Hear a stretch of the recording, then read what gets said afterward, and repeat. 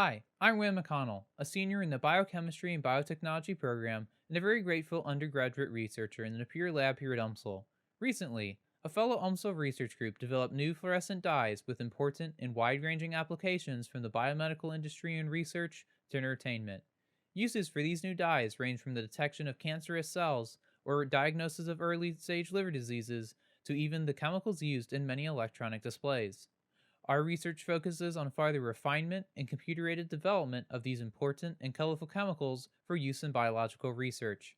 These new dyes are biosymmetrical compounds called metallofluorines and are composed of a core structure with either a silicon or germanium atom at its center. The structures protruding off the left and the right of the core are called substituents. These substituents can be replaced for different structures to tune the characteristics of the dye, such as the color, fluorescence efficiency, and sensitivity. In a way, our compounds interact with their environment similar to how a chameleon does, but our dyes change color based on their surroundings.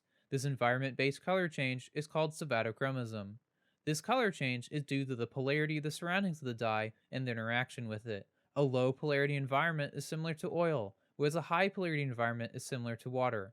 In a cell, both oil and water like environments exist separately, meaning with the use of these dyes, we can observe changes of an environment within a living cell.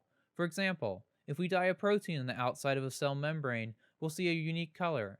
If this protein was to move inside the oil like interior of the membrane, we would see a difference in color similar to picture B3 shown here. Using observations under the microscope and information from research, we can design new compounds using chemical simulation software called Spartan 18.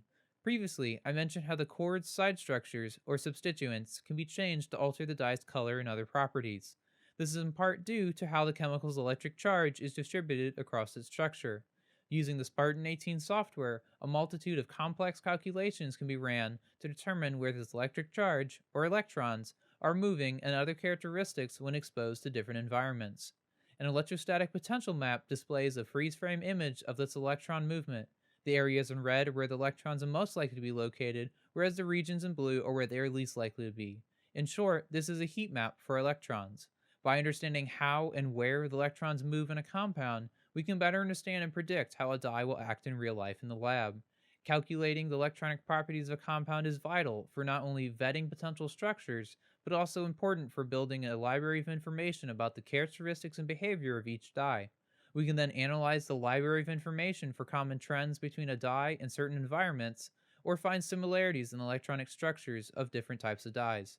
Through rigorous experimentation and development, a breakthrough in biological dyes could lead to multiple advancements in everything from medicine to entertainment. Thank you for your time. I hope you learned something new and have a great rest of your day.